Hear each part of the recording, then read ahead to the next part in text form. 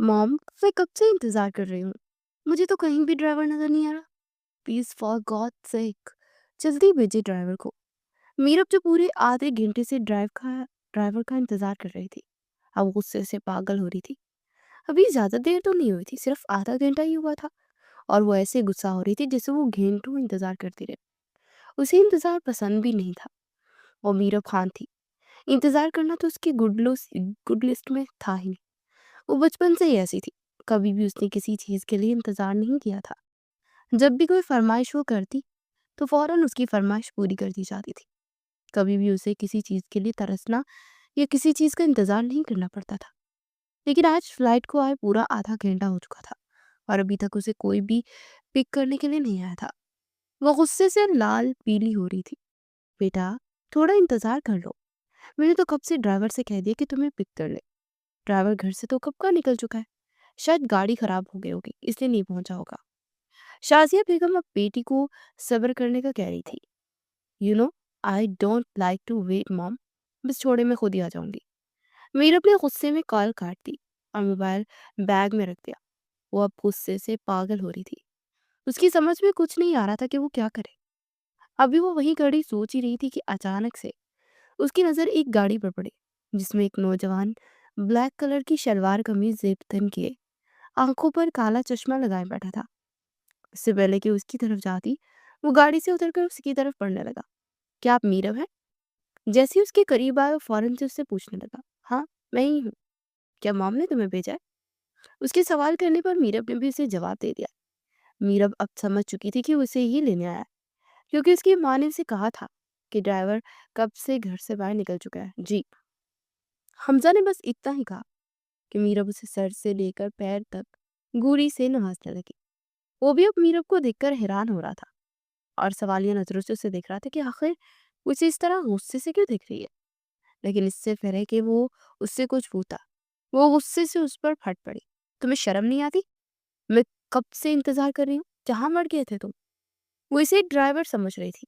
उसे मालूम नहीं था कि आखिर वो कौन है, क्योंकि वो पहली ही बार में उसे देख रही थी। इससे पहले कि बेचारा उसे कुछ बताता, वो पैर पटकती अपना बैग लेकर गाड़ी की तरफ जाने लगी, और फौरन ही गाड़ी में बैठ गई। उसने अपना सूटकेस गाड़ी में नहीं रखा था, बल्कि गाड़ी के बाहर ही रख दिया था, ताकि हमजा उसे डिग्गी में रखे। हमजा भी फौरन उसके पीछे चलता आया और फिर ड्राइवर सीट संभाली। अंधे हो, नजर नहीं आता? बैग अभी बाहर पड़ा है, जाओ और इसे डिग्गी में रखो रखो। जैसे ही हमजा ने ड्राइविंग सीट संभाली तो गुस्से से फिर से उस पर फट पड़ी।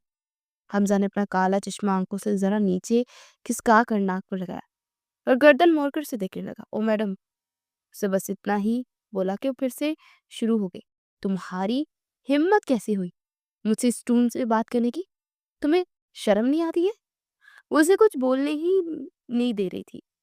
हमजा फौरन गाड़ी से उतरा और बैग डिग्गी में रखकर दोबारा से ड्राइविंग सीट संभाल ली। अब भी समझ आ गई होगी ना, उसे कुछ बोलने नहीं देगी। इसलिए उसने फौरन से इस किस्से को खत्म करना बेहतर समझा और गाड़ी स्टार्ट कर ली। वो अब गाड़ी फराटे बढ़ती सड़क पर दौड़ रही थी, और हमजा का दिमाग गुस्से से फट रहा था। वो अपनी नानों के कहने पर उसे लेने आया था, लेकिन वो तो उसे ड्राइवर समझ रही थी। उसे सोच लिया था कि घर जाकर इससे हिसाब लेगा। ड्राइविंग करने के दौरान जब हमजा ने मिरर से पीछे बैठी लड़की को देखा, तो मिरर से ही उसे घूर रही थी। जैसे ही मीरब ने हमजा की नजरें खुद पर महसूस की तो आग बबूला हो गई। तुम्हारी हिम्मत कैसे हुई मुझे इस तरह देखने की? तुम्हारा बंदोबस्त तो मैं जाकर करवाती हूँ। पता नहीं किन किन को रख लिया है बाबा ने। उसकी बात सुनकर तो हमजा का दिमाग घूम गया। उसने गाड़ी सड़क पर ही रोक दी। जैसे ही गाड़ी रुकी तो मीरब की आंखों में खौफ की लहर दौड़ गई। वो डर रही थी कि आखिर उसने गाड़ी क्यों रोकी है, और वो क्या करना चाहता है। तुमने गाड़ी क्यों रोकी? वो लड़खड़ाती हुई जुबान से बोल रही थी, क्योंकि अब उसे डर लग रहा था। हमजा फौरन गाड़ी से नीचे उतरा और मीरब का हाथ पकड़कर उसे गाड़ी से बाहर निकाल दिया। तुम्हें बताता हूँ मैं कौन। उसने बस इतना ही कहा था कि मीरब ने एक जोरदार थप्पड़ उसके मुंह पर रसीद कर दिया। तुम्हारी हिम्मत कैसे हुई मुझे इस तरह हाथ लगाने की? आखिर तुम हो कौन? तुम्हारी औकात ही क्या है? एक मामूली ड्राइवर? हमजा अपने मुंह पर हाथ रख के गुस्से से लाल होती आंखों से उससे घूर रहा था।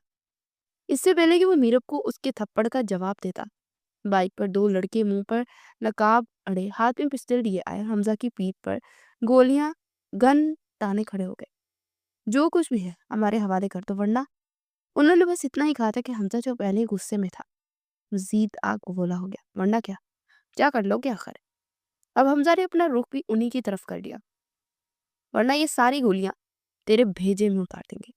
अब उनमें से एक लड़का फौरन ही गन हमजा की सर पर तान कर खड़ा हो गया।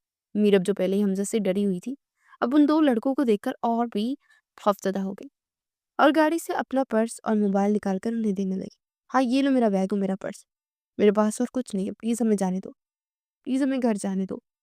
अब उसकी आंखें भी बरसने लगी थी। मीरब, तुम गाड़ी में बैठो, जाओ गाड़ी में बैठो, मैं देख लूंगा इन्हें।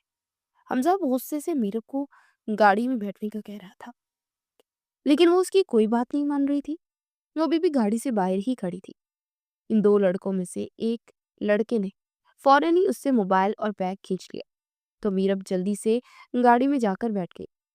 जाहिल, खुद भी मरेगा और मुझे भी मरवाएगा। अब वो गाड़ी में बैठकर गुस्से से मुंह ही मुंह में बुड़बुड़ा रही थी। अचानक से पुलिस की गाड़ी के सायरन की आवाज आई, तो वो दोनों लड़के जो हमजा पर गन थाने खड़े थे, फौरन ही बाइक पर बैठ कर रहा वहां से रफू चक्कर हो गए। जैसे ही वो वहां से गए, हमजा फौरन ही गाड़ी में बैठा और गाड़ी स्टार्ट कर दी। गाड़ी अब तेजी से सड़क पर दौड़ती जा रही थी। वो दोनों बहुत ही ज्यादा गुस्से में थे। इसे दोनों चुप का रोजा रखे बैठे थे, मगर वो दोनों इस बात से अनजान थे कि किस्मत उनके साथ आगे क्या करने वाली है। 1.5 घंटे की मुसाफत पर गाड़ी खान हाउस के गेट पर खड़ी थी। फौरन गेट खोल दिया गया तो गाड़ी भी घर के अंदर दाखिल हो गई। घर के सभी लोग परेशानी के आलम में हॉल के दरवाजे के बाहर ही खड़े थे, क्योंकि हमजा को घर से गए काफी देर हो चुकी थी। हमजा ने जैसे ही गाड़ी गिराज में खड़ी की, तो फौरन ही तेज तेज कदमों से चलता हुआ वो बगैर किसी से बात किए हॉल से होता हुआ अपने कमरे में पहुंच गया। उसे देखकर सभी परेशान हो गए। सब समझ चुके थे कि जरूर उनके साथ कोई मामला हुआ है, क्योंकि मीरब भी गुस्से से गाड़ी से उतर रही थी और रो भी रही थी। आते साथ ही मीरब माँ के गले से लगकर रोने लगी। सब घर वाले उससे पूछ रहे थे कि बेटा आखिर हुआ क्या है, लेकिन वो कोई भी जवाब नहीं दे रही थी। वो बस रोई जा रही थी। बेटा, क्या हुआ है, कुछ तो बताओ ना, मुझे बहुत फिक्र हो रही है। शाजिया बेगम बेटी से पूछ रही थी, मगर वो फिर भी कोई जवाब नहीं दे रही थी। मगर थोड़ी देर बाद मीरब ने खुद को संभाला और गुस्से से कहने लगी, मॉम, आज इस ड्राइवर की वजह से मैं मरते मरते बची हूँ। अब फौरन से इसे घर से निकाले। अब उसकी आंखों आंखें गुस्से से लाल अंगारा हो रही थी। वो सारा मलबा अब हमजा पर डाल चुकी थी। बेटा, कौन ड्राइवर? ड्राइवर तो गया ही नहीं तुम्हें लेने, तुम्हें तो हमजा लेने गया था, क्योंकि खानम ने ड्राइवर को मना कर दिया था कि हमजा को भेज दिया। बहुत रात हो गई थी कि अकेली लड़की ड्राइवर के साथ कैसे आएगी। बेटा, आखिर हुआ क्या है, मुझे तो बताओ मेरी जान। अब वो सवालिया नजर से माँ को देख रही थी। हमजा? कौन हमजा? मेरी जान, तुम्हारा कजन हमजा, तुम्हारा पप्पोजाद। मिलो अपनी पप्पो से। शाजी बेगम को रक्षणता की तरफ इशारा करते बोली। नीरव ने जब माँ की बात सुनी तो उसे हैरत का झटका लगा। उसने तो बचपन से ही उन्हें नहीं देखा था, सिर्फ नाम ही सुन रखा था और तस्वीरों में ही देखा था। उसकी पप्पो तो शादी के बाद कभी भी उनसे नहीं मिली थी, क्योंकि उन्होंने लव मैरिज की थी, जिसकी वजह से सिकंदर खान यानी कि मीरब के दादा ने उन्हें एक्सेप्ट नहीं किया था।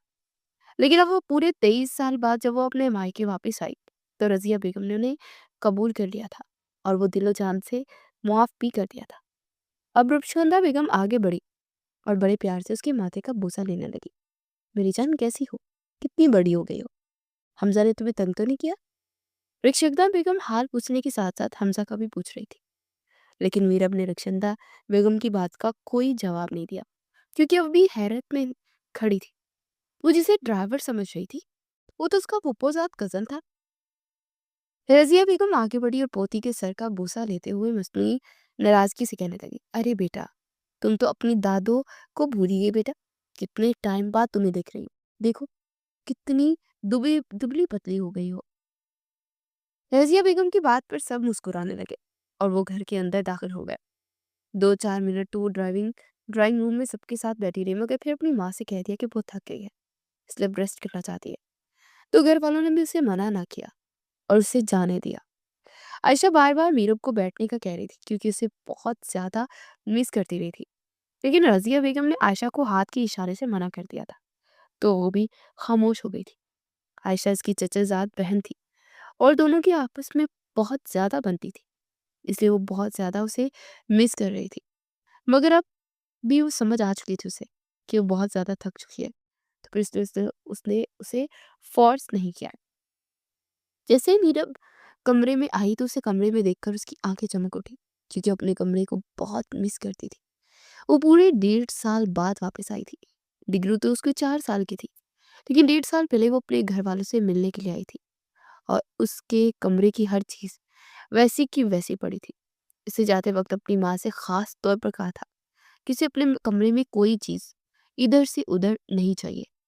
अब मीरब अपने कमरे में आकर लंबी लंबी सांसें लेकर सुकून महसूस कर रही थी और एक एक चीज को छू कर महसूस कर रही थी। अभी अचानक से उसके जहन में ख्याल आया तो उसके चेहरे पर परेशानी के असरात नुमाया हुए। वो हमजा के बारे में सोचकर परेशान हो रही थी, बल्कि ये परेशानी नहीं, खौफ था। आज जो उसने हमजा के साथ किया था उसे सोच सोच कर उसे बहुत शर्मिंदगी महसूस हो रही थी। फिर तमाम ख्यालात को झटक कर वो बाथरूम में घुस गई और 15 मिनट बाद बाहर निकली थी। अब उसने अपना एक नाइट सूट भी पहन रखा था और साथ ही साथ ही वो बेड पर दराज हो गई। दूसरी तरफ हमजा अपने कमरे का पूरा नक्शा ही बिगाड़ चुका था। अब देखो कि मैं तुम्हारे साथ करता क्या हूँ। वो गुस्से से खुद कलामी कर रहा था। मीरब जो उसके साथ क्या थी उसके बारे में कभी सोच भी नहीं सकता था। सुबह जब मीरब की आंख खुली तो 7 बज रहे थे। 8 बजे खाना उसमें नाश्ता किया जाता था, इसलिए मीरब उठी और बाथरूम में घुस गई। वो भी सुबह सबसे मिलने के लिए बहुत बेताब थी, क्योंकि रात को सबके साथ मिलकर बैठ नहीं पाई थी ना। जब वो बाथरूम से निकली तो पूरे 7:30 हो रहे थे, मतलब कि पूरे आधे घंटे बाद वो बाथरूम से निकली थी। अब वो ड्रेसिंग टेबल के सामने अपने गीले बाल सुचा रही थी। अचानक से दरवाजे पर दस्तक हुई तो वो बगैर कुछ सोचे समझे दरवाजे की तरफ चल दी, क्योंकि वो समझ रही थी कि उसकी माँ होगी। लेकिन जैसे ही उसने दरवाजा खोला तो उसके पैरों तले से जमीन निकल गई, क्योंकि दरवाजे पर कोई और नहीं बल्कि हमजा खान खड़ा था।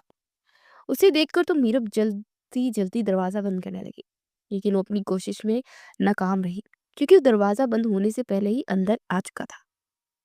हमजा की आंखें गुस्से से लाल हो रही थी और वो बगैर कुछ बोले उसकी तरफ बढ़ रहा था। तो तुम यहाँ क्या करने आए हो? मीरब ने खौफ से बस इतना ही बोला था, मगर हमजा ने कोई जवाब न दिया और एक कदम लेता उसकी तरफ बढ़ने लगा। उसे अपने करीब आता देखकर मीरब बाकायदा तौर पर कांप रही थी और वो भी एक एक कदम पीछे हो रही थी। अब वो बिल्कुल दीवार के साथ लग चुकी थी और हमजा भी उसके बिल्कुल करीब आ चुका था। हमजा ने अपने एक हाथ से उसके दोनों हाथ दीवार पर पिन किए और दूसरे हाथ से उसको मुंह को जकड़ लिया। तुम्हारी हिम्मत कैसे हुई मुझ पर हाथ उठाने की? वो अब किसी भी बिछड़े हुए शेर की तरह उस पर दहाड़ रहा था। मीरब कुछ भी ना बोल पाई और उसकी आंखों से ज़ारों की तार आंसू निकल रहे थे। अब हमजा को अपने हाथ पर उसका मुंह दबोचे हुए पूरे 3 मिनट हो चुके थे, मगर उसका गुस्सा अब भी कम नहीं हो रहा था। अचानक से दरवाजे पर दस्तक हुई तो हमजा ने जल्दी जल्दी उसे अपनी गिरफ्त से आजाद किया। दरवाजे पर मुलाजमा थी जो मीरब को नाश्ते पर बुला रही थी। मुलाजमा के चाहते ही हमजा भी फौरन उसके कमरे से बाहर निकल गया। उसे जाते जाते ये भी कह कर गया था कि तुम्हें मैं छोड़ूंगा नहीं। मीरब ज़ारों की तार रो रही थी। अब हमजा को उसके कमरे से गए हुए पूरे 15 मिनट हो चुके थे, लेकिन वो जमीन पर बैठी अब भी आंसू बहा रही थी। फिर थोड़ी देर बाद मीरब ने खुद को संभाला, अपने हाथों से अपनी आंखों से आंसू रगड़ कर साफ करने लगी और बेड से अपना दुपट्टा उठाकर कंधे पर फैलाया। पहले उसने दुपट्टा नहीं पहन रखा था क्योंकि अभी भी बाथरूम से निकली थी। उसे शलवार कमीज पहन रखा था। अमेरिका में वो अक्सर जीन्स और शर्ट पहना करती थी, लेकिन ये गांव था इसलिए यहाँ इस तरह की ड्रेसिंग नहीं कर सकती थी। वो अब तेज तेज सीढ़ियां फलांगते हुए जा रही थी कि अचानक से उसका पैर मुड़ा और वो गिरने लगी थी, लेकिन खुशकिस्मती से खुद को संभाल लिया था। अब वो ड्राइंग रूम में पहुंच चुकी थी। ड्राइंग रूम में सब बड़े मौजूद थे। मीरब की फैमिली में उसके मॉम डैड दादो और उसकी कजन आयशा ही थी, लेकिन अब उसकी फूफो रक्षंदा बेगम और उनका बेटा हमजा भी थे। क्योंकि रक्षांता बेगम अपने बेटे के साथ हमेशा के लिए अपने माँ बाप के घर रहने के लिए आ गई थी। अब सिकंदर हयात तो थे नहीं, मगर रजिया बेगम ने बेटी को एक्सेप्ट कर लिया था और उन्हें अपने घर रखने के लिए वो तैयार हो गई थी। दरअसल रक्षांता बेगम के लव मैरिज करने के बाद उनके वालिद सिकंदर खान उनसे नाराज हो गए थे और इनसे हमेशा के लिए ताल्लुक खत्म कर दिया था। लेकिन जब रक्षांता बेगम के हस्बैंड मुश्ताक खान का इंतकाल हुआ तो वो खुद को बहुत अकेला महसूस करने लगी। मुश्ताक खान सिकंदर खान का भतीजा था, मगर कुछ खानदानी लड़ाइयों की वजह से उन दोनों का रिश्ता नहीं हो सकता था और वो दोनों एक दूसरे को पसंद करते थे। इसीलिए उन दोनों ने कोर्ट मैरिज कर ली थी। रक्षांता बेगम का एक जवान बेटा भी था, लेकिन फिर भी उन्हें अपने घर वालों की कमी महसूस होती थी क्योंकि उनके ससुराल में भी कोई नहीं था। उनके सास ससुर की डेथ हो गई थी और मुश्ताक के कोई बहन भाई भी नहीं थे। उनके अपने शौहर की बहुत जायदाद थी, उन्हें कोई रुपए पैसे की कमी नहीं थी, लेकिन फिर भी वो अपनी फैमिली के साथ रहना चाहती थी। इसलिए अब हमेशा हमेशा के लिए आ चुकी थी। रक्षिंदा बेगम को अपने मेके आए हुए पूरा 1 महीना हो चुका था, लेकिन नीरब को बिल्कुल भी मालूम नहीं था क्योंकि वो तो अमेरिका में थी और उसे किसी ने इत्तला भी नहीं दी थी। उसका लास्ट सेमेस्टर था और वो बहुत ज्यादा टफ था। उसने पूरे 1.5 माह से उसने घर वालों से कोई लंबी चौड़ी बातें नहीं की थी। शायद इसीलिए उसे कोई रक्षंदा बेगम के बारे में नहीं बता पाया था। ड्राइंग रूम में कदम रखते ही मीरब ने सबको गुड मॉर्निंग कहा और जाकर रजिया बेगम के साथ सोफे पर बैठ गई। वो अपनी दादू से बहुत प्यार करती थी और उनकी लाडली भी थी। शम्स खान ड्राइंग रूम में मौजूद थे क्योंकि आज उनकी तबीयत कुछ ठीक नहीं थी। वो 1 हफ्ता बाद ही घर वापस लौट रहे थे और वो सुबह ही लौटे थे, इसलिए ऑफिस नहीं गए। शम्स खान को देखकर तो मीरब खुश हो गई क्योंकि वो रात को अपने डैड से नहीं मिल सकी थी। मीरब अपने डैड से बहुत प्यार करती थी और उनकी बहुत ज्यादा लाडली बेटी भी थी। सिकंदर खान के 2 बेटे शम्स खान और फारूक खान थे। उनकी एक बेटी रुखसंदा बेगम थी। शम्स खान और फारूक दोनों की एक एक बेटी थी। शम्स खान की बेटी मीरब और फारूक खान की बेटी आयशा थी। मोमना बेगम और फारूक खान 2 साल पहले एक कार एक्सीडेंट में इस जहां फानी से कूच कर गए थे। इसलिए शम्स खान और शाजिया बेगम आयशा को माँ बाप बनकर ही संभाल रहे थे। उसकी हर जरूरत का ख्याल रखते थे और कभी भी मीरब और उसमें कोई फर्क नहीं करते थे। मोमना बेगम और शाजिया बेगम की सगी बहन थी, इसलिए शाजिया बेगम की सगी भांजी का दिलो जान से ख्याल रख रही थी। दरअसल शाजिया बेगम और मोमना बेगम दोनों एक ही घर की बहुएं थे, जबकि रक्षंदा बेगम का एक ही बेटा था, वो था हमजा। बाप से मिलने के बाद वो फिर से जाकर रजिया बेगम के साथ बैठ गई। सब उससे हाल अहवाल ले रहे थे और वो भी खुशी खुशी बता रही थी। थोड़ी देर में मुलाजमा आई और ये कहकर चली गई कि नाश्ता लग चुका है, तो सभी फौरन से डाइनिंग एरिया की तरफ चल दिए। अब सब डाइनिंग टेबल पर बैठे नाश्ता कर रहे थे। अचानक से हमजा सीढ़ियों से आता दिखाई दिया, तो मीरब उसे देखकर गुस्से से आग बबूला हो गई। मीरब के साथ वाली कुर्सी खाली पड़ी थी, तो हमजा भी वहीं आकर बैठ गया। मीरब अब गुस्से से उसे दिख रही थी, लेकिन वो अब इसे मना भी नहीं कर सकती थी, सब घर वालों के सामने, क्योंकि किसी को भी रात वाला वाकया बिल्कुल मालूम नहीं था। सब खामोशी से नाश्ता कर रहे थे कि अचानक से रजिया बेगम मुलाजमा से रात के खाने का कहने लगी। अभी तो नाश्ते का वक्त ही था और अभी से ही डिनर की प्लानिंग कर रही थी, क्योंकि वो पोती के लिए कुछ खास बनवाना चाहती थी। दादू प्लीज मेरे लिए कुछ ना बनवाए, क्योंकि अब मैंने आज घर पर डिनर नहीं करना। रजिया बेगम की बात सुनकर मीरब उन्हें मना करती हुई बोली। जैसे ही मीरब ने ये बात कही तो टेबल पर बैठे सभी नफूस हैरत से उसकी तरफ देखने लगे। क्यों बेटा, क्यों नहीं करना डिनर? शाजिया बेगम अब बेटी से पूछ रही थी। मॉम, आप तो जानती है ना मेरी फ्रेंड मासूमा को, आज उसने सारी फ्रेंड्स को मेरे वापस आने की खुशी में डिनर इनवाइट किया है, इसीलिए मुझे वहीं पर जाना है। मीरब चाय का सिप लेते हुए मसरूफ से अंदाज में बोली थी। लेकिन बेटा, रात को ही तो तुम आई हो, हमारे साथ तो तुमने बिल्कुल भी टाइम स्पेंड नहीं किया। शाजिया बेगम अपनी बेटी से नाराजगी का इजहार कर रही थी। मेरी जान, मासूमा से कह दो कि अभी ना रखे डिनर, 1-2 दिन तक रख ले, क्योंकि मेरी जान तुम्हारे डैड और मैंने भी आज डिनर का सोचा था और हम डिनर में कुछ स्पेशल प्लान कर रहे थे। मॉन, मैंने उससे कहा था, लेकिन सब फ्रेंड ने यही डिसाइड किया था, तो मैं कैसे मना कर सकती थी? प्लीज मोम, मुझे जाने देना, वरना वो मुझसे नाराज हो जाएंगी। मोम प्लीज ट्राई टू अंडरस्टैंड। वो अब अपनी माँ को राज़ी कर रही थी और हमज़ा खामोशी से नाश्ता कर रहा था और उनकी बातें भी सुन रहा था। शाज़िया बेगम, अब जाने भी दो मेरी लाडली को। कोई बात नहीं, कल हम अच्छा से डिनर कर लेंगे। अब मेरी लाडली को जाने दो। उन्होंने अगर डिनर प्लान किया तो मेरी बेटी ज़रूर जाएगी। शम्स खान भी बेटी की साइड ले रहे थे, लेकिन शाज़िया बेगम ने बस इतना ही कहा और खामोश हो गई, क्योंकि शम्स खान ने हाथ के इशारे से उन्हें खामोश करा दिया था। ये देखकर तो मीरा बहुत खुश हो गई थी। अब उसे डिनर पर जाने की परमिशन मिल चुकी थी और वो इतने टाइम बाद अपनी दोस्तों के साथ इस तरह टाइम स्पेंड कर रही थी। वो बहुत ज़्यादा एक्साइटेड हो रही थी। जैसे ही मीरा ने नाश्ता किया तो आयशा की आंखें ही आंखों में इशारा करने लगी कि जल्दी उठो मोटी, और कितना खाओगी, क्योंकि आयशा थोड़ी फूडी थी। आयशा भी मीरब के इशारे को समझ चुकी थी और धीमी सी मुस्कुराहट उसकी तरफ उछाली। वो 2-4 मिनट में वो दोनों टेबल से खड़े हो गए और बाहर लॉन में आ गए। वो दोनों पर आराम आराम से हल्की हल्की धूप में छोटी छोटी क्लास पर टहल रही थी। अच्छा मीरब, ये तो बताओ, तुम्हारी डिग्री कंप्लीट हो गई है ना? आयशा मीरब से उसकी डिग्री के बारे में पूछ रही थी, क्योंकि मीरब बीबीए करने के लिए अमेरिका गई हुई थी। उसे बिजनेस का बहुत शौक था, इसलिए उसने बिजनेस से रिलेटेड पढ़ाई की थी। हाँ यार, कंप्लीट तो हो गई है, लेकिन अब सोच रही हूँ कि बाबा के साथ ऑफिस ज्वाइन कर लूँ। मीरब अब अपनी अजीज दोस्त और कजन को अपने प्लान्स बता रही थी। अच्छा आयशा, तुम ये तो बताओ कि तुम्हारे आगे के क्या प्लान्स है? ग्रेजुएशन के बाद घर बैठने का इरादा है या फिर ऑफिस ज्वाइन करना है? मीरब अब आयशा से उसकी प्लान्स के बारे में पूछ रही थी। नहीं यार, अब बस शादी करनी है, वो एक आंख दबाते हुए शरारत से बोली तो मीरब हैरत से उसकी तरफ देखने लगी। क्या मतलब शादी करनी है? क्या तुम शादी करके बस घरदारी में पड़ जाओगी? तुम्हारे आगे कोई प्लान्स नहीं है क्या? मीरब अब हैरानी से उससे पूछ रही थी।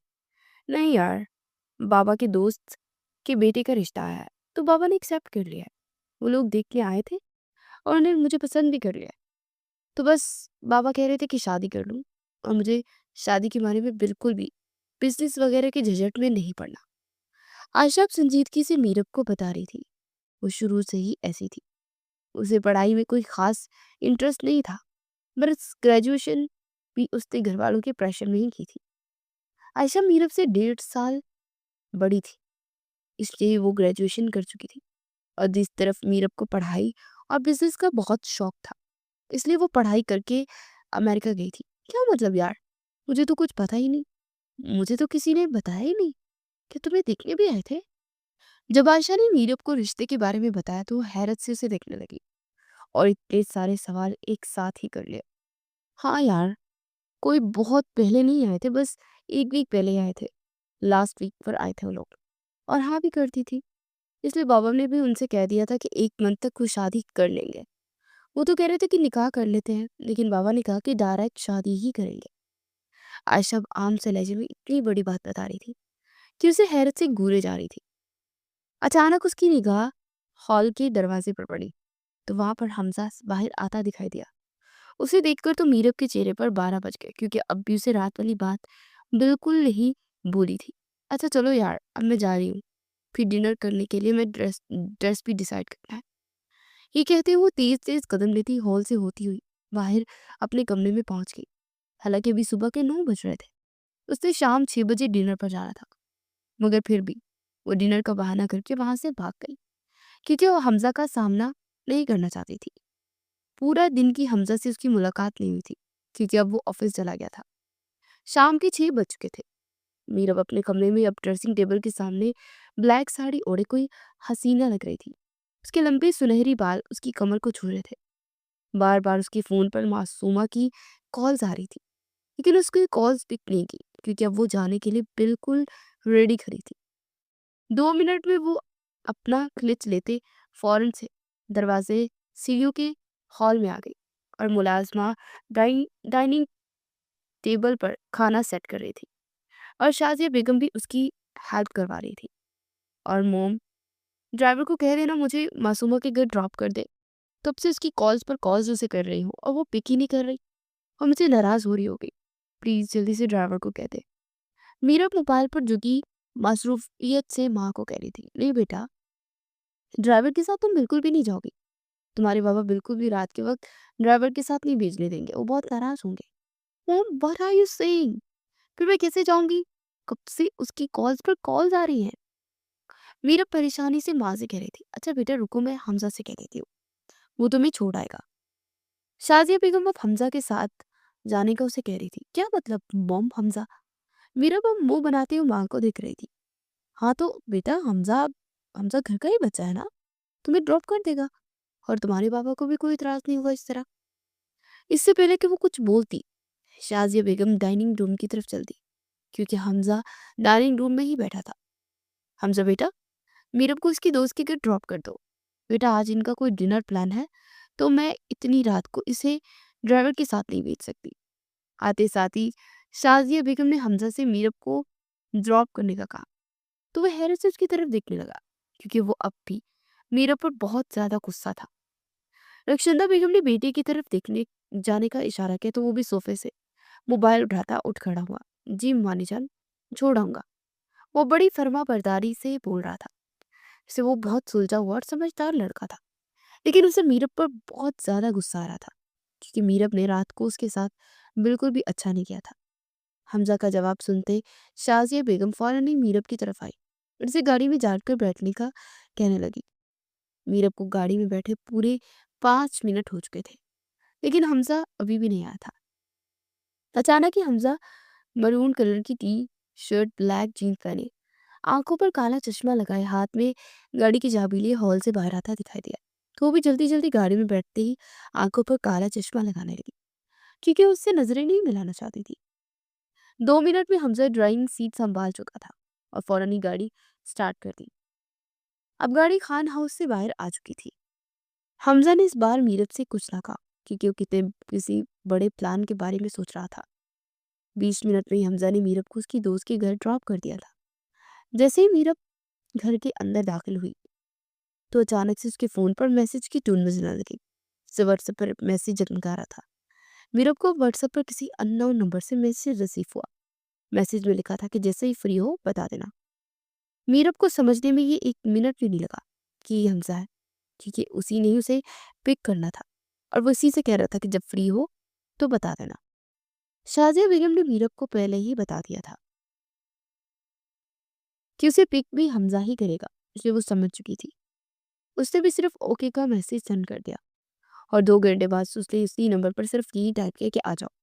तो 1 मिनट में ही ओके आ जाओ का मैसेज रिसीव हो गया।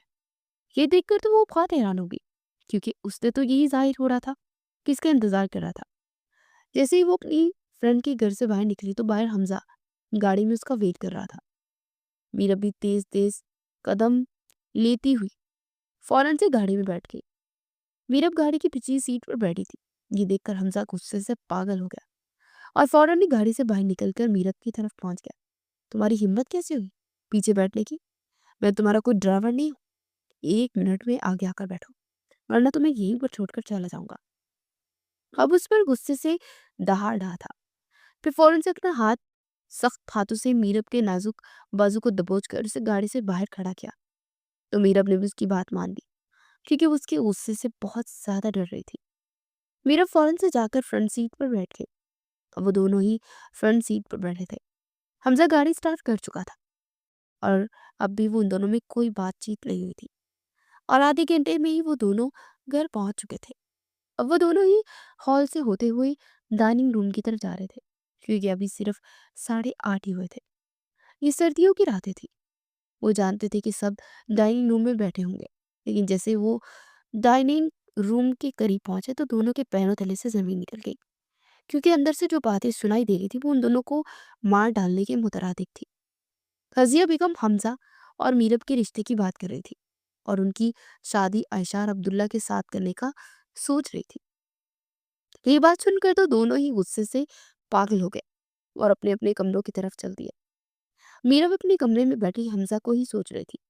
वो उसकी पर्सनालिटी पर फिदा हो गई थी, लेकिन वो उससे शादी बिल्कुल भी नहीं कर सकती थी कि सुबह और थोड़ी देर पहले वाला वाकया उसे बिल्कुल भी नहीं भूला था। वो अब इससे बहुत नफरत करने लगी थी। वो बहुत ज्यादा थकी हुई थी, जिसे जल्दी जल्दी फ्रेश होकर चेंज करके बेड पर दराज हो गई और नींद की वादियों में खो गई।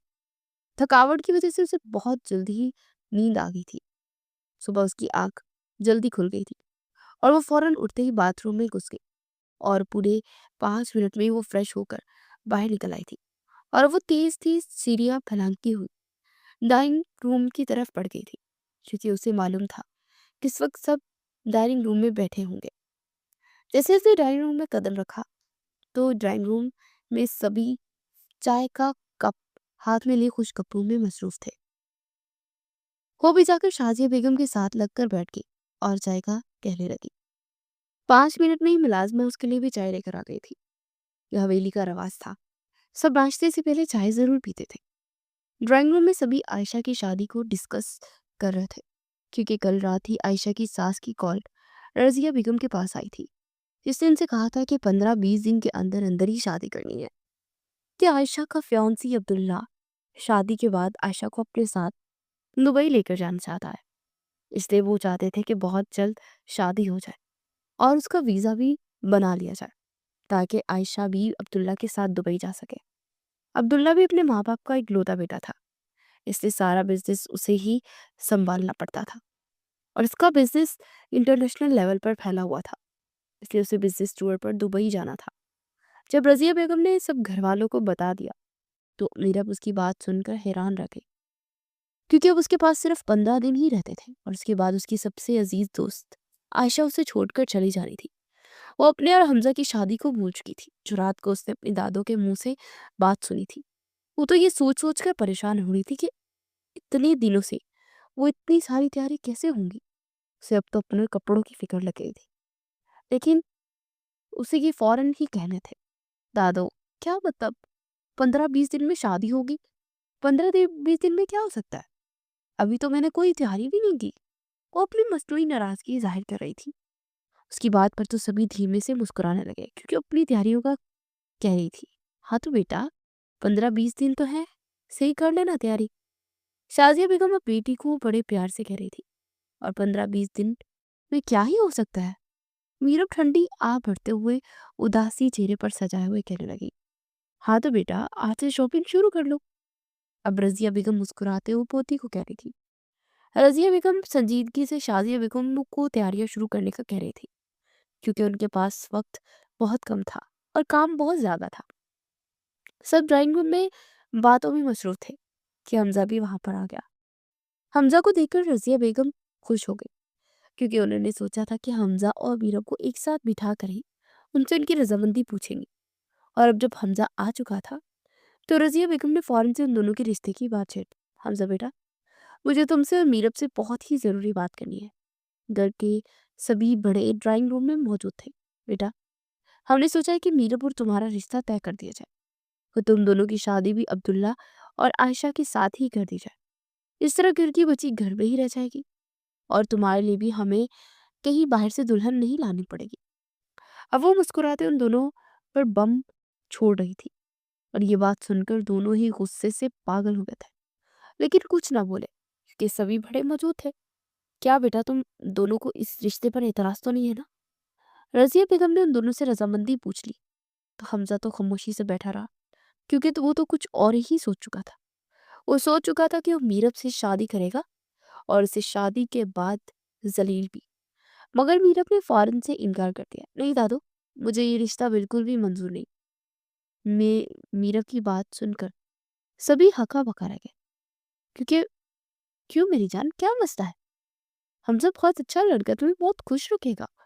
शम्स खान अब बेटी को प्यार से समझा रहे थे, क्योंकि वो बच्चों पर जबरदस्ती करने के काल नहीं थे। बाबा, मुझे इससे शादी नहीं करनी। ये कहते साथ ही वो फौरन ड्राइंग रूम से बाहर निकल गई। मीरब का जवाब सुनकर तो हमजा गुस्से से जैसे पागल हो गया। शम्स खान भी परेशान हो गए, क्योंकि वो अपनी बेटी को बहुत प्यार करते थे। वो नहीं चाहते थे कि वो किसी गैर घर में जाए, लेकिन वो बेटी पर जबरदस्ती भी नहीं कर सकते थे। इसलिए सबको कह दिया कि अगर मीरब इस रिश्ते के लिए राजी नहीं है, तो ये रिश्ता नहीं होगा। और उनकी बात सुनकर तो सब खुश खामोश हो गए, क्योंकि सभी यही अच्छे से जानते थे कि शम्स खान अपनी बेटी और बिल्कुल भी जबरदस्ती नहीं करेंगे। मगर आयशा और अब्दुल्ला की शादी तो 15-20 दिन में ही होनी थी, इसलिए उसी दिन सब शादी की तैयारियों में लग गए। मीरब अपने कमरे में गुस्से से पागल हो रही थी। फिर अचानक वो कमरे से बाहर आई और आयशा के रूम में चली गई। और मीरब का रूम साथ साथ ही था। और उनके साथ ही हमज़ा का भी रूम था, क्योंकि दूसरी मंजिल पर 4 रूम थे, जिनमें से 3 रूम तीनों बच्चों के लिए लिए थे और एक रूम स्टोर रूम के तौर पर इस्तेमाल हो रहा था। जैसे मीरब ने आयशा के कमरे में कदम रखा तो आयशा को वहां न पाकर उसका तो मुंह ही बन गया। फिर थोड़ी देर बाद वो समझ गई कि वो जरूर बाथरूम में होगी, क्योंकि बाथरूम का दरवाजा बंद था। 5 मिनट बाद आयशा बाथरूम से बाहर आई तो मीरब को अपने कमरे में बैठा देखकर हैरान लगी और कहने लगी, मीरब तुम यहाँ? उसने बस इतना ही कहा था कि मीरब जाकर उसके गले से लग गई और फूट फूट कर रोने लगी। मैं बिल्कुल भी उस खड़ूस से शादी नहीं करूंगी, चाहे जो भी हो जाए। और वो गुस्से से आयशा को बता रही थी। आयशा भी उसकी बात सुनकर बहुत हैरान थी, क्योंकि वो उन दोनों के रिश्ते के बारे में बिल्कुल भी नहीं जानती थी। क्या मतलब तुम उस खड़ूस से शादी नहीं करोगी? किससे शादी नहीं करोगी? वो अब हैरत से उससे पूछ रही थी। आयशा, तुम्हें पता है दादू मेरी और हमजा की शादी करना चाहती है। अब नीरब उसे सारी बात बता रही थी। नीरब की बात सुनकर तो आयशा सारी बात समझ गई और फिर उसे समझाने लगी, मीरब तुम बिल्कुल भी फिक्र ना करो। तुम अच्छी तरह जानती हो कि अंकल तुम पर बिल्कुल भी जबरदस्ती नहीं करेंगे। अगर तुम शादी नहीं करना चाहती तो तुम्हारी शादी हमजा से बिल्कुल भी नहीं होगी। वो मुझसे झूठ मूठ की नहीं तसल्लियां दे रही थी, क्योंकि किस्मत ने कुछ और ही सोच रखा था। आयशा अब उसे अपने साथ शॉपिंग पर जाने का कह रही थी, क्योंकि आयशा तक की खबर पहुंच चुकी थी कि 15-20 दिन तक ही में ही शादी है। शॉपिंग का सुनकर तो मीरब भी खुश हो गई, क्योंकि वो भी अपनी अजीज जान दोस्त की शादी के लिए बहुत ज्यादा एक्साइटेड थी। दोपहर के 12 बज के रहे थे और दोनों शॉपिंग के लिए बिल्कुल रेडी खड़ी थी और 15 मिनट में ड्राइवर के साथ वो शॉपिंग मॉल पहुंच गए। उनका घर मॉल से ज्यादा दूर नहीं था। ड्राइवर के साथ वो ढेर सारी शॉपिंग कराई थी और दोनों ही बहुत ज्यादा खुश थी। मीरा भी अब अपनी परेशानी भुला चुकी थी। वक्त पड़ लगाकर उठता जा रहा था। आज आयशा की मेहंदी थी। आयशा मस्टर्ड कलर की मैक्सी में मलबूस स्टेज पर बैठी थी, मगर मीरब अभी भी तैयार हो रही थी, क्योंकि अभी सिर्फ अक्का दक्का लोग ही आए थे और ज्यादा देर नहीं हुई थी। थोड़ी देर में मीरब भी हाल के दरवाजे से बाहर आती दिखाई दी। आज उसने पिंक कलर का शरारा पहन रखा था और हल्का हल्का मेकअप भी कर रखा था। आज वो बहुत ज्यादा हसीन लग रही थी। इस हसीना को देखकर तो 1 मिनट के लिए हमजा भी अपना सारा गुस्सा भूल गया था और उसे देखने लगा। वो इसके हवासों पर छाने लगी थी, मगर फिर वो अपना ख्याल झटक कर गुस्से से उसकी तरफ जाने लगा और उसका बाजू पकड़कर साइड पर ले गया। अब गुस्से से उसका बाजू पकड़े खड़ा था और उसे घूर रहा था। मीरा भी उसकी इस हरकत पर बहुत ज्यादा गुस्सा हो रही थी, मगर कुछ बोली नहीं। तुम्हारी हिम्मत कैसे हुई मुझसे शादी से इनकार करने की? हमजा गुस्से से उस पर दहाड़ रहा था। मैं कभी भी तुमसे शादी नहीं करूंगी, चाहे जो भी हो जाए। वो भी उसी की टूल में उसे जवाब देने लगी तो हमजा का दिमाग ही घूम गया। शादी तो मैं तुम्हें मुझसे करनी ही होगी। मैं देखता हूँ कि कैसे नहीं करती तुम। शादी किसी और से तुम्हारी नहीं होगी। ये कहते साथ ही उसका बाजू छोड़ता वहां से चला गया। मीरब की आंखों में नमी तैर गई, मगर फिर टिश्यू पेपर से उसने अपनी आंखें साफ करते हुए स्टेज पर वो पहुंच गई और खुद को नॉर्मल शो करने लगी। मेहंदी का फंक्शन भी बड़े अच्छे से हो गया और बारात का दिन भी आ गया। आयशा अपने कमरे में अरूसी जोड़े में मलबूस मीरब का इंतजार कर रही थी, क्योंकि शाजिया बेगम ने उसे कहा था कि 10 मिनट में ही बारात आने वाली है और मीरब स्टेज पर ले आएगी। मीरब तो अब तक आयशा के कमरे में नहीं आई थी। अचानक से कमरे का दरवाजा खुला और मीरब अंदर आती दिखाई दी। आज मीरब ने ब्लैक कलर की मैक्सी पहन रखी थी। ब्लैक कलर मीरब का फेवरेट था। आज से साथ ही वो आयशा को लेकर स्टेज की तरफ चली गई, क्योंकि उसकी माँ ने उसे कह दिया था कि वो आयशा को ले आए और बारात आने ही वाली है। मीरब अब आयशा को स्टेज पर बिठा चुकी थी और खुद स्टेज से नीचे खड़ी उसकी पिक्स बना रही थी। ढेर सारी पिक्स बनाने के बाद मीरब स्टेज पर आयशा के पास जाने लगी कि अचानक से उसका दुपट्टा जो उसने बाजू पर फैला रखा था नीचे गिर गया। उसे ऐसा महसूस हो रहा था जैसा उसका दुपट्टा किसी ने खींच लिया हो। इसलिए वो गुस्से से आग बगोला हो गई और फौरन मुड़कर एक जोरदार थप्पड़ लगा दिया। उसके पीछे हमजा खड़ा था, जो दूसरी मर्तबा मीरब के हाथ से थप्पड़ खा चुका था। थप्पड़ मारने के बाद भी वो हमजा पर फट पड़ी। तुम्हें शर्म नहीं आती ऐसी हरकत करते हुए? हमजा का इसमें कोई कसूर नहीं था, क्योंकि उसे मालूम ही नहीं था कि उसका पाँव मीरब के दुपट्टे पर है। हमजा की आंखें गुस्से से लाल अंगारा हो रही थी। वो फौरन ही वहां से चला गया। बारात का फंक्शन भी खत्म हो गया और आयशा रुखसत होकर अपने ससुराल चली गई। हमजा अपने कमरे में गुस्से से पागल हो रहा था, क्योंकि वो दूसरी मर्तबा मीरब से थप्पड़ खा चुका था। उसे अपने कमरे की तमाम चीजें तहस नहस कर दी थी। अब देखो मीरब, मैं तुम्हारे साथ करता क्या हूँ। गुस्से से वो खुद कलामी कर रहा था। वक्त बड़ी तेजी से गुजरता जा रहा था। आयशा की शादी को पूरे 3 माह हो चुके थे। मीरब अपने कमरे से ड्राइंग रूम की तरफ आ रही थी, मगर नीचे आई तो ड्राइंग रूम में कुछ गेस्ट आए हुए थे और वो उन गेस्ट्स को बिल्कुल भी नहीं जान पाई थी।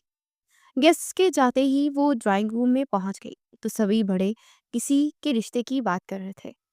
मीरू को बिल्कुल मालूम नहीं था कि उसी के रिश्ते की बातें हो रही हैं। जैसे ही मीरब के पूछने पर शाजिया बेगम ने उसे भी आगाह कर दिया। शाजिया बेगम उसे बता रही थी कि ये उसके रिश्ते बाबा के जानने वालों के बेटे का रिश्ता आया है और वो बहुत बड़े बिजनेसमैन है। उन्होंने इसे आयशा की शादी में देखा और फौरन ही पसंद कर लिया। वो जल्द अज जल्द शादी भी करना चाहते हैं। शाजिया बेगम की बात सुनकर तो मीरब के पैरों तले से जमीन ही निकल गई, क्योंकि वो भी शादी नहीं करना चाहती थी। उसे बहुत सारे प्लान्स बना रखे थे। वो बिजनेस करना चाहती थी, लेकिन अभी भी उसके जहन में वो तमाम बातें घूम रही थी जो हमजा ने उससे कही थी। हमजा ने उससे कहा था कि उसकी शादी सिर्फ और सिर्फ हमजा से ही होगी, इसलिए अब वो सोच में पड़ गई थी। अब फौरन अपने कमरे में पहुंच गई। बहुत ज्यादा सोचने के बाद वो इस नतीजे पर पहुंची कि वो शादी जरूर करेगी और हैदर से ही करेगी, जिसका रिश्ता आज ही उसके लिए आया था। वो हमजा को गलत साबित करना चाहती थी, इसलिए बगैर सोचे समझे, बगैर वो हैदर को जाने ही रात को डिनर पर उस रिश्ते के लिए सबके सामने हाँ कर दी। उसकी हाँ सुनकर तो सभी बहुत खुश हो गए, क्योंकि वो भी अब उससे शादी करना चाहते थे। वक्त तेजी से गुजरता जा रहा था। अब मीरब की शादी में सिर्फ 1 हफ्ता रहता था। मीरब अपने कमरे में बैठी अपनी दोस्त मासूमा से फोन पर बातें कर रही थी कि अचानक से दरवाजा धड़ाम से खुला और हमजा अंदर आता दिखाई दिया। हमजा को इस तरह बगैर परमिशन के अंदर आता देखकर तो मीरब का दिमाग ही घूम गया। वो गुस्से से उस पर फट पड़ी। तुम्हारे अंदर कोई मैनर्स हैं? किसी के कमरे में बगैर इजाजत कैसे आ गए तुम? किसी बिछड़ी हुई शेरनी की तरह वो उस पर दहाड़ रही थी। तुम्हारी शादी मुझसे ही होगी। मैं देखता हूँ कि तुम्हारी शादी किसी और से कैसे होती है। तुम्हारी इतनी औकात नहीं है कि तुम हमजा खान से शादी से इनकार करो। वो भी अब गुस्से से पागल हो रहा था। 2 ढाई माह बाद वो घर वापस लौटा था, क्योंकि उसे बिजनेस टूर पर कराची जाना पड़ा था और वो इन दिनों में बहुत ज्यादा मसरूफ रहा था। इसीलिए उसे मीरब की शादी का इल्म नहीं हुआ था। लेकिन जैसे ही उसे मीरब की शादी का इल्म हुआ तो वो फौरन से ही उसके कमरे में पहुंच गया।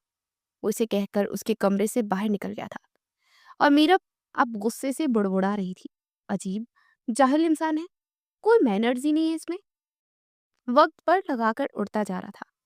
आज मीरब की मेहंदी थी और हमजा गुस्से से अपने कमरे में टहल रहा था। एक तो वो उससे थप्पड़ का बदला लेना चाहता था और दूसरा अपने रिश्ते से इनकार का। लेकिन अब वो कुछ नहीं कर सकता था, वो बेबस था। इसलिए मेहंदी का फंक्शन अटेंड नहीं कर रहा था। फिर अचानक से उसके जहन में ख्याल आया तो मोबाइल निकालकर एक नंबर डायल करने लगा। फोन पर बात करने के बाद उसके चेहरे पर एक फातिहाना मुस्कुराहट रिंग गई। वो फौरन ही कमरे से बाहर निकलकर लॉन में पहुंच गया, जहां मेहंदी की रस्में हो रही थी। वो बड़ी खुशी खुशी से मेहंदी का फंक्शन अटेंड कर रहा था। मेहंदी का फंक्शन भी बड़े अच्छे से हो गया और बारात का दिन भी आ गया। मीरब स्टेज पर आरूसी जोड़े में मलबूस आसमान से उतरी कोई परी लग रही थी। हमजा ने आज ब्लैक कलर की शेरवानी पहन रखी थी और वो भी किसी से कम नहीं लग रहा था। अब वो बिल्कुल पुरसुकून लॉन में बैठा मीरब को देख रहा था। उसे मुस्कुराता देख मीरब को गुस्सा आ गया। वो तो समझ रही थी कि वो गुस्से से पागल होगा, क्योंकि उसने उससे शादी के लिए इनकार किया था। रात के 9 बज गए थे, मगर बारात अभी तक नहीं आई थी। सभी बड़े बहुत ज्यादा परेशान थे। मीरब भी सबको देखकर परेशान हो रही थी, क्योंकि उसे मालूम ही नहीं था कि क्या हो गया। फिर आयशा स्टेज पर आई और मीरब को सारी बात से आगाह कर दिया। आयशा ने उसे बताया कि हैदर सलोन से घर वापस ही नहीं लौटा, इसीलिए वो बारात नहीं आ रही। उसकी बात सुनकर तो मीरब वहीं सोफे पर बेहोश हो गई। मीरब को बेहोश होता देखकर तो आयशा फौरन से चाचा चाची को बुला लाई। सब मेहमान भी आपस में बातें कर रहे थे। अब सबको मालूम हो चुका था कि बारात नहीं आने वाली। शाजिया बेगम ने बेटी के चेहरे पर हल्का हल्का सा पानी फेंका तो वो होश में आ गई। सब घर वाले बहुत ज़्यादा परेशान थे। एक तो उनके बहुत के लिए बहुत बड़ी बदनामी थी और दूसरा वो बेटी का दुःख समझ सकते थे। अचानक से मुलाज़िमा आई, शाज़िया बेगम, और शम्स खान को ड्राइंग रूम में जाने का कहने लगी, क्योंकि रज़िया बेगम ड्राइंग रूम में बैठी सब घरवालों का इंतज़ार कर रही थी। 5 मिनट में ही सभी घरवाले मीरब समेत ड्राइंग रूम में मौजूद थे। रज़िया बेगम बहुत ज़्यादा परेशान थी, इसलिए उन्होंने बहुत बड़ा फ़ैसला लिया, जिससे वो सबको आगाह करना चाहती थी। बेटा, मैंने सोचा कि फ़ौरन हमज़ा और मीरब का निकाह कर दिया जाए। बेटा, अगर मीरब आज रुखसत ना हुई तो फिर से रुखसत करना बहुत मुश्किल हो जाएगा। ख़ानदान वाले बहुत बातें बनाएँगे। बेटा, हमारी बहुत बदनामी हो जाएगी। रज़िया बेगम की बात को तो सभी बहुत सुनकर हैरान रह गए, क्योंकि वो इस तरह से अचानक फैसले से बिल्कुल भी मुतमईन नहीं थे। लेकिन ये वाहिद रास्ता था अब नामी से बचने का, तो इसीलिए सब इस बारे में सोचने लगे। हमजा तो पहले से ही यही चाहता था, इसलिए उसने भी निकाह की हामी भर ली। शम्स खान ने जब बेटी के सामने हाथ जोड़ लिए, तो मीरब को भी उनकी बात मानना पड़ी और उन दोनों का निकाह हो गया। मीरब को हमजा के कमरे में पहुंचा दिया गया, मगर हमजा अभी भी ड्राइंग रूम में सबके साथ ही बैठा था। जब हमजा अपने रूम में गया, तो मीरब को नाइट ड्रेस पहने सोता देखकर उसे जरा भी हैरानगी नहीं हुई, क्योंकि उसे मीरब से इस सब की उम्मीद थी। वक्त बड़ी तेजी से गुजरता जा रहा था और इन दोनों में अभी भी दूरियां ही थी। उनकी शादी को पूरा 1 महीना हो चुका था। हमजा की नफरत मोहब्बत में बदलने लगी थी, मगर मीरब अब भी उस हमजा से नफरत करती थी, या शायद सिर्फ नफरत जाहिर करती थी, क्योंकि 1 महीना एक साथ रहने के बाद उसके दिल में भी हमजा के लिए मोहब्बत उभरने लगी। हमजा कमरे में अपने किसी दोस्त का बहुत ज्यादा शुक्रिया अदा कर रहा था और उससे कह रहा था कि अगर इसने उसका ये काम ना किया होता, तो आज वो मीरब को हासिल नहीं कर सकता। उसे बिल्कुल भी मालूम नहीं था कि मीरब कमरे में दाखिल हुई है और इसकी सारी बातें सुन चुकी है। जब मीरब को ये मालूम हुआ कि हैदर को हमजा ने ही बारात वाली रात अगवा करवाया था, तो गुस्से से आग बबूला हो गई और आगे बढ़कर हमजा के सीने पर जोर जोर से मुक्के मारने लगी और रोने लगी। आखिर तुम मेरे साथ इस तरह कैसे कर सकते हो? तुम अपना बदला लेने के लिए इस हद तक गिर सकते हो? ये तो मैंने कभी सोचा ही नहीं था। और हमजा को भी बात समझ आ चुकी थी कि वो अब उसकी सारी बातें सुन चुकी है, इसलिए वो चुप साधे खड़ा रहा।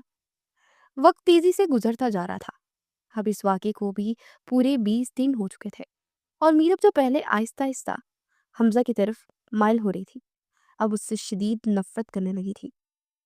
सभी ड्राइंग रूम में बैठे बातें कर रहे थे और शम्स शाह न्यूज़ चैनल देख रहे थे। आपको बताते चले, मारूफ बिजनेसमैन असलम शाह का बेटा हैदर शाह नशे की हालत में एक वीरान सड़क पर बरामद। उन पर उनके दोस्त अली दरानी के कत्ल का मुकदमा भी दर्ज है। खबर सामने से आती आई थी कि हैदर शाह के नशे की हालत में अपने दोस्त अली दुरानी को 2 दिन पहले ही बड़ी बेरहमी से कत्ल कर दिया। ये खबर सुनकर तो ड्राइंग रूम में बैठे सभी को अपनी समातों पर यकीन न आया और सबके चेहरे जर्द पड़ गए। सभी खुदा का शुक्र अदा कर रहे थे कि उनसे रिश्ता जोड़ने से बच गए। मीरब वो खबर सुनते फौरन से उठकर अपने कमरे में चली गई। उसके पीछे पीछे हमजा भी कमरे में पहुंच गया। मीरब अपने कमरे में बैठी पूट पूट कर रो रही थी। हमजा भी वहां पर पहुंच चुका था। हमजा ने मीरब को जाते ही गले से लगा लिया, तो मीरब ने भी उसे ना रोका, क्योंकि अब उसे समझ आ चुकी थी कि वह एक बहुत बड़े फ्रॉड से बच चुकी थी। और हमजा मीरब का हाथ अपने हाथ में लेकर उसे अपने दिल की बात बता रहा था। मीरब, बेशक मैं पहले तुमसे बदला लेने के लिए शादी करना चाहता था, लेकिन अब मैं दिल से तुमसे मोहब्बत करने लगा हूं और तुम्हारे बगैर नहीं रह सकता। प्लीज मुझे माफ कर दो। इस वक्त मुझसे बहुत बड़ी गलती हो गई थी, लेकिन अब मैं अपनी गलती का एतराफ करता हूँ। और अब तुम तो देख ही चुकी हो ना हैदर शाह की असलियत। मीरब, मैं तुमसे माफी मांगता हूँ। बेशक मैंने तुम्हारे साथ बुरा किया, लेकिन अब मैं तुमसे दिलो जान से मोहब्बत करता हूँ। हमजा उससे माफी मांगने के साथ साथ अपनी मोहब्बत का भी इजहार कर रहा था। इतना टाइम एक साथ रहने के बाद मीरब को अब हमजा की असलियत मालूम हो चुकी थी। वो जान चुकी थी कि वो एक अच्छा इंसान है। उस दिन से उन दोनों की जिंदगी ही बदल गई थी। वो दोनों ही एक दूसरे के को चाहने लगे थे। वक्त बड़ी तेजी से गुजरता जा रहा था। आज उन्होंने आयशा के घर दावत पर जाना था। आयशा ने उन्हें उनकी शादी की खुशी में डिनर पर इनवाइट किया था। मीरब ड्रेसिंग टेबल के सामने अपने बालों में कंघा कर रही थी। उसके लंबे सुनहरी बाल किसी आबशार का मंजर पेश कर रहे थे। मीरब बाथरूम पहने हुए थी, क्योंकि वो अभी-अभी बाथरूम से बाहर आई थी। अचानक से कमरे का दरवाज़ा खुला और हमज़ा अंदर आता दिखाई दिया। शाम के 6 बज चुके थे। 7 बजे उन्होंने डिनर पर जाना था। यार मीरब, प्लीज़ थोड़ा जल्दी तैयार हो जाना। आते साथ ही वो मीरब को जल्दी तैयार होने का कह रहा था, क्योंकि अब डिनर पर जाने में सिर्फ 1 घंटा ही पड़ा था। मीरब को जल्दी कहने के साथ-साथ वो अपने कपड़े भी अलमारी से निकाल रहा था और फौरन ही बाथरूम में घुस गया। 10 मिनट में ही वो बाथरूम से निकल चुका था। जैसे ही वो बाहर निकला, मीरब को देखकर हवास खोने लगा। लाल रंग की शलवार कमीज में वो कोई बहुत ही हसीन शहजादी लग रही थी। उसके लंबे बाल उसकी कमर को छू रहे थे, जो हमका हमजा को उसकी तरफ माइल कर रहे थे। हमजा ने पीछे से मीरब को उसके कंधों से पकड़ा और मिरर में उसे देखकर मुस्कुराने लगा। उसकी इस हरकत पर तो मीरब भी शर्मा कर रह गई। शर्माने की वजह से मीरब का चेहरा कश्मीरी सेब की तरह लाल हो रहा था। 5 मिनट में ही हमजा तैयार हो गया और सोफे पर बैठकर मीरब को देखने लगा। वो अभी भी मेकअप कर रही थी। हमजा सोफे पर बैठा अपनी आंखें सेक रहा था। वो जल्दी जल्दी हाथ चला रही थी। 10 मिनट में वो भी तैयार हो गई और अपना क्लिच लेकर खड़ी हो गई। चले, उसने बस इतना ही कहा था कि हमजा भी सोफे पर से उठ खड़ा हुआ और उसका हाथ अपने हाथों में लेता हुआ चलने लगा। वो दोनों हाथों में हाथ डाले कमरे से बाहर निकल रहे थे। आशा के घर जाते जाते उन्हें पूरा आधा घंटा लगा था। वहां पर भी दोनों ने बहुत एंजॉय किया था। आयशा भी उन्हें इस तरह देखकर बहुत खुश हो रही थी। 2-3 घंटे वहां पर बैठने के बाद वो दोनों घर के लिए निकल रहे थे। अब गाड़ी से तेजी से दौड़ती जा रही थी कि अचानक से हमजा ने गाड़ी एक बहुत बड़े कॉफी शॉप के आगे रोक दी। हमजा मीरा को गाड़ी से उतरने का कह रहा था। अब वो दोनों गाड़ी से उतरकर कॉफी शॉप पे पहुंच चुके थे। मीरब, तुम नहीं जानती मैं तुमसे कितनी मोहब्बत करता हूँ। वो हाथों में मीरब का हाथ लेते उससे अपनी मोहब्बत का एक बार फिर से इजहार कर रहा था। बल्कि वो तो अब अक्सर उससे मोहब्बत का इजहार करता रहता था। मीरब भी उसकी बात पर सुनकर शर्मा गई थी और नजरें झुका गई। हमजा अपने कोट की जेब से एक डिबिया निकाल चुका था, उसे खोल भी चुका था। उस डिबिया में हीरे की एक अंगूठी चमक रही थी। अंगूठी देखकर तो मीरब खुश हो गई। हमजा अब वो अंगूठी मीरब के उल्टे हाथ की तीसरी उंगली में पहना रहा था। मीरब, ये मैंने तुम्हारे लिए मुंह दिखाई के लिए ली थी। उस वक्त मैं तुम्हें दे नहीं सका, इसलिए मेरी तरफ से अब इसे एक्सेप्ट करो। वो मोहब्बत से चूर लहजे में कह रहा था। वहां पर ढेर सारी बातें करने के बाद जब उनका ऑर्डर आ गया तो वो दोनों कॉफी पीने लगे और थोड़ी देर में घर के लिए निकल गए थे। उन दोनों की जिंदगी अब मुकम्मल तौर पर बदल चुकी थी। वो दोनों अब एक दूसरे की क़ुर्बत में खुश रहने लगे थे। मीरब हमजा की मोहब्बत पाकर हवाओं में उड़ रही थी और हमजा उसे पाकर, वो दोनों ही अब एक दूसरे का बहुत ख्याल रखते थे। दोनों ही अब एक दूसरे के साथ खुश रहने लगे थे और एक दूसरे को दिल से मुआफ भी कर दिया था। अब वो किस्मत के फैसले पर बहुत ज्यादा खुश थे। उनकी ये भोली भाली सी मोहब्बत जो नफरत से शुरू हुई थी, अब दोबारा से मोहब्बत में बदल चुकी थी।